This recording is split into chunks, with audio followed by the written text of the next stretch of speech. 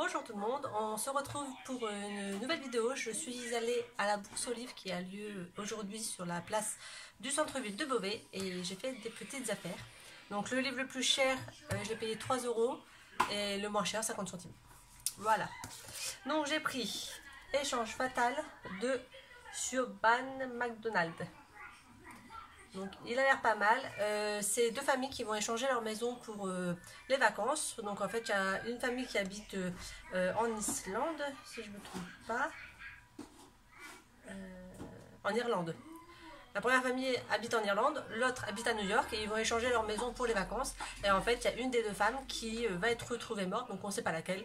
Donc voilà, un thriller qui a l'air assez sympa.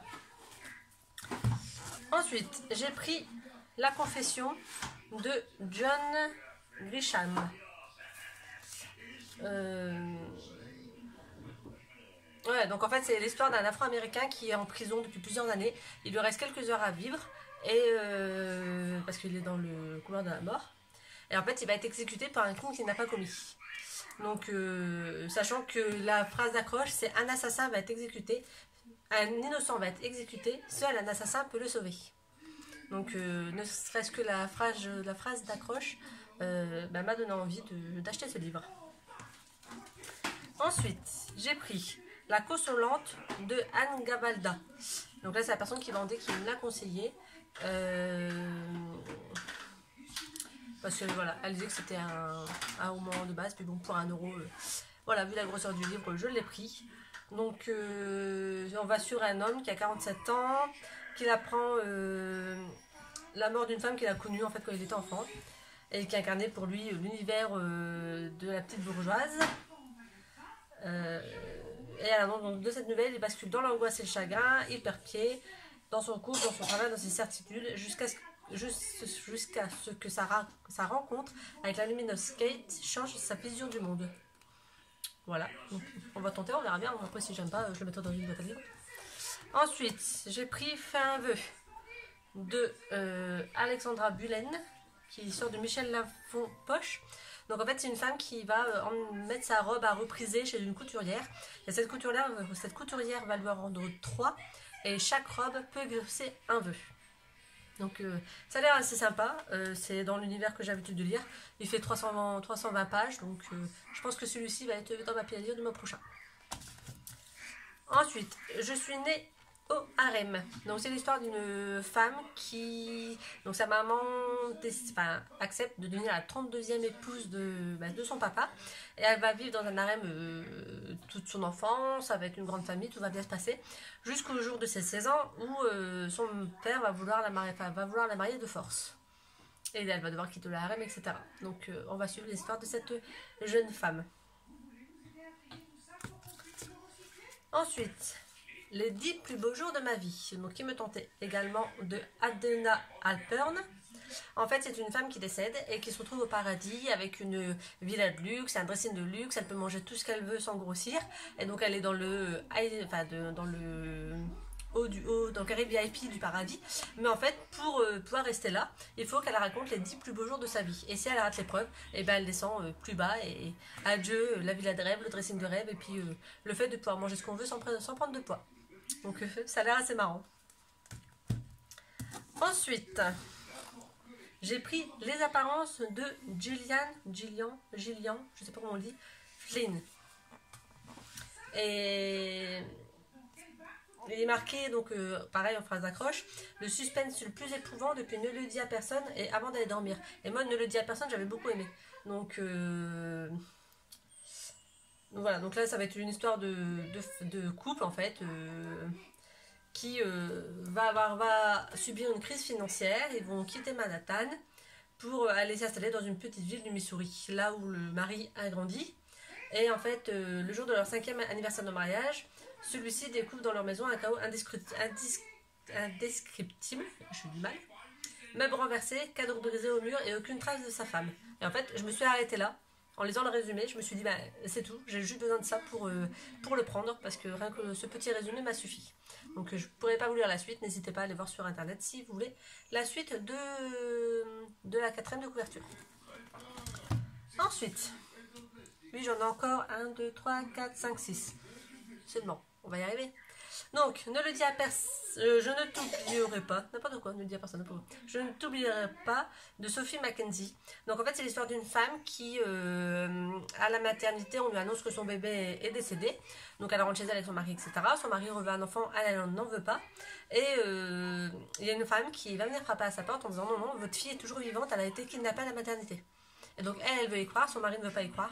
Donc ça va être cette histoire de est-ce que sa petite fille au final est vivante ou pas, est-ce que c'est vraiment sa fille, qu'est-ce qui s'est passé, donc voilà. Ensuite, Sans un cri de Siobhan Dowd. Donc là c'est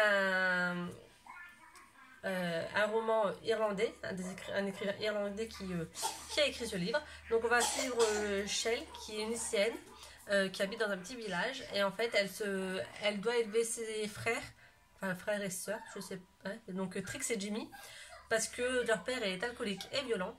Et donc en fait c'est pas un quotidien très facile pour une adolescente de 15 ans. Pourtant cette jeune fille elle a envie, elle est heureuse d'exister, elle est contente.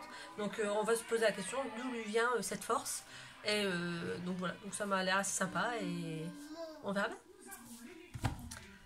Ensuite j'ai pris Funérailles de Richard Montanari, de la collection Le Cherche Midi, que je ne connais pas. Donc la phrase d'accroche: chaque flic a son affaire non résolue, un crime qui le hante, à chaque instant, qui le harcèle dans ses rêves. Si vous échappiez au bal, à la bouteille, au concert, alors Dieu vous donnait une affaire non résolue. Donc, celle dont il est question ici date d'un jour de 1995 où deux petites filles sont entrées dans le bois de Fairmount Park et n'en sont jamais ressorties. Je me suis arrêtée là encore une fois, parce que ça m'a suffi. Donc, voilà, un beau pavé, on verra bien ce que ça va donner. Ensuite, Tu seras notre enfant de Charity Norman. Donc en fait c'est l'histoire d'un couple qui va adopter au bout de plusieurs années d'attente. Donc au bout de 3 ans d'attente, ils vont enfin pouvoir avoir une petite fille qui va s'appeler Grace. Et en fait, mais il y a l'air que la famille biologique n'est pas d'accord avec cette adoption. Donc il va y avoir un combat judiciaire pour savoir où cette petite fille doit être placée. Donc voilà. Ensuite, j'ai pris un Franck Tillier puzzle qui en fait ça va être un jeu qui s'appelle Paranoia. Donc en fait il y a Hélène et Chloé qui sont spécialistes en chasse au trésor. Ils ont longtemps rêvé de participer à la partie ultime. Alors, en fait ce jeu c'est Paranoia. Donc la règle du jeu numéro 1: quoi qu'il arrive, rien de ce que vous allez vivre n'est la réalité, il s'agit d'un jeu. Et quelques heures plus tard, la règle numéro 2 tombe: l'un d'entre vous va mourir. Donc quand ils vont trouver le premier cadavre, ils vont se demander si c'est réel, si c'est pas réel. Donc Paranoia peut alors réellement commencer. Donc il a l'air très très sympa. Et le dernier livre, c'est le premier que j'ai acheté à la brocante, parce que c'est un livre que le film je l'adore. Donc j'avais encore jamais lu le livre, donc c'est l'occasion ou jamais. La couleur des sentiments de Catherine Stockett. Donc si vous ne connaissez pas, on va suivre en fait l'histoire d'une esclave, non pas vraiment une esclave, une femme de ménage noire en fait dans les années 60, quand les noirs sont au service des blancs, les blancs sont aisés, etc. et les noirs sont leurs servants, etc. et c'est les noirs qui élèvent les enfants. Et il va y avoir une blanche qui elle va revenir d'avoir fait ses études de journalisme et va tout remettre en question. Elle va se mettre à interroger les noirs, etc. sur leur situation, sur ce qu'ils en pensent. Et voilà, donc personnellement c'est un film que j'ai déjà regardé plusieurs fois, que j'aime beaucoup, et donc je suis très pressée de pouvoir me mettre au livre. Voilà. Et comme je vous disais, le plus cher, je crois que c'était celui-ci et Franck Tillier qui m'ont coûté 3 € chacun. Et ensuite il y en a que c'était les 3 livres pour 5 €, il y en a que c'était 50 centimes le livre. Donc je pense que j'ai fait une très bonne affaire dans cette bourse à livres. Donc bourse au livre, pas à livre, n'importe quoi, dans cette bourse au livre. Voilà, j'espère que cette petite vidéo vous aura plu. Si vous faites un tour à la bourse au livre, dites-le moi et dites-moi ce que vous avez trouvé. Et je vous souhaite un agréable week-end. Bye!